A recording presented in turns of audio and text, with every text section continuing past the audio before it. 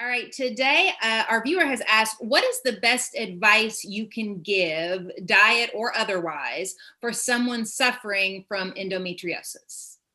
Oh my, endometriosis. This is a distressingly uncommon condition that affects millions of women, certainly in North America and probably around the world. And my understanding of the disease is, as every woman of reproductive age is well aware, every month as her ovaries release an egg, the wall of the lining of the uterus responds by getting thicker in anticipation for a fertilized egg to come down the fallopian tube and implant in the wall of the uterus for the baby to grow. But if fertilization doesn't take place and that fertilized ovum doesn't come down, then the hormone levels fall and the lining of the uterus is shed and it comes out of the cervix as the menstrual flow. That's the way it's supposed to happen. All the lining material of the uterus is supposed to flow down and out of the woman's body. But for some reasons, and there might be an autoimmune component, it might just be the anatomy of her uterus.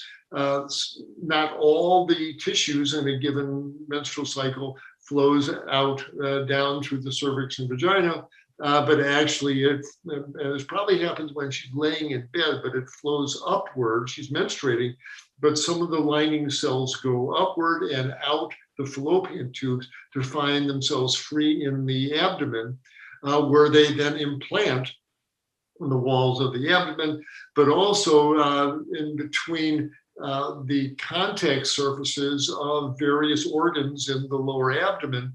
You can get a piece of this endometrial tissue, of the lining tissue of the uterus, say where the uterus contacts a loop of bowel, and it'll act like a glue and stick those two organs together. The bladder can stick to a loop of bowel. A lot of these adhesions can start building up, and the lining of the uterus cells don't know they're no longer in the uterus, and they respond to the hormone in the woman's body. So every month, these little implants that are now free in the abdomen, they grow thick like they're still lining of the uterus.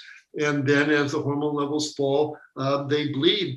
They act just like normal uterine lining, but now they're out free in the abdomen, again, sticking to other organs, and you start getting the blood accumulation and fibrosis happens, and the woman can wind up with terrible pain and with bowel obstructions, adhesions. It's a very distressing condition for sure.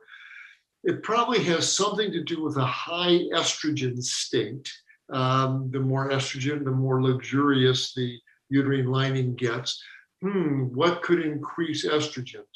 Well, the high fat diet certainly can. Estrogens are made from fats in the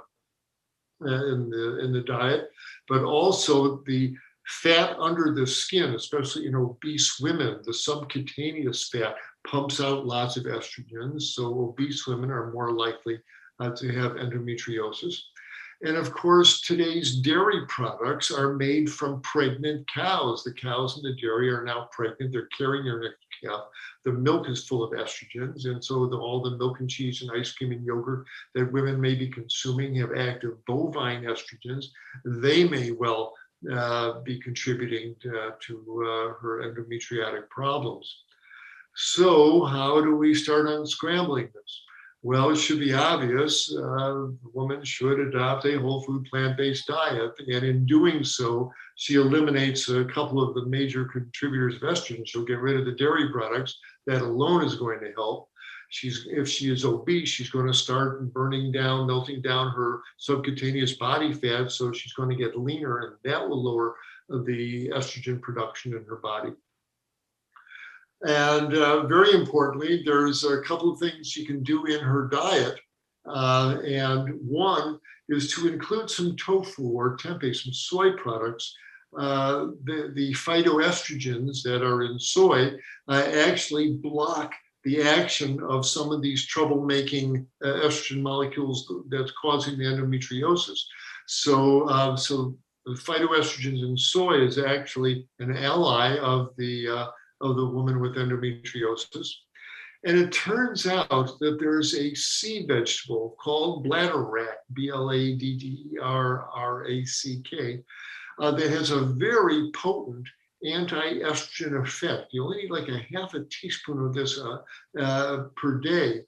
And it's used commonly in Japan, and it's one reason why Japanese women have much lower incidence of uterine cancer, ovarian cancer, premenstrual syndromes, and endometriosis, probably because of the sea vegetables in their diet. So if I was a woman, say, with a strong family history of endometriosis, had that condition diagnosed already on an MRI scan or laparoscopy, what can I do? Well, get rid of all the exogenous estrogen that's coming into your body through the dairy and obesity, and excessive, vegetable oils and too many avocados, etc. Cut back on the fats, but also add some soy and have just about half a teaspoon of bladderwrack powder in your soup or your salad on a daily basis, and see if that doesn't really help the endometriotic deposits to recede. And finally, don't rule out modern medicine here. If the problem is really severe, there's terrible pain every month with the menstrual cycle, and there might be adhesions inside. A skilled gynecologist these days who's really slick and skilled with a laparoscope. They put you to sleep and pop in a laparoscope into the abdomen, this long skinny telescope, and she can see all the endometriotic deposits, and she can zap them with a little spark. You can freeze them, laser them. There's various ways to deal with endometriotic deposits, but it's 85% effective to eliminate the symptoms. So definitely consult with your gynecologist to see if anything surgical can be done. But reducing the trouble-making estrogens, as I've outlined, really is the most effective strategy. So my heart goes out to all women struggling with this condition, but hopefully some of the points we covered today will help you find some relief. Good luck to everyone with this. Hi, everyone. Dr. Michael Klaper here, announcing our new format for our Q&A with Dr. K. Annie Hagen will be asking me one question that's been sent in by our viewers. So if you want to see if your question is getting answered, do join us for our Q&A with Dr. K right here. Hope to see you then.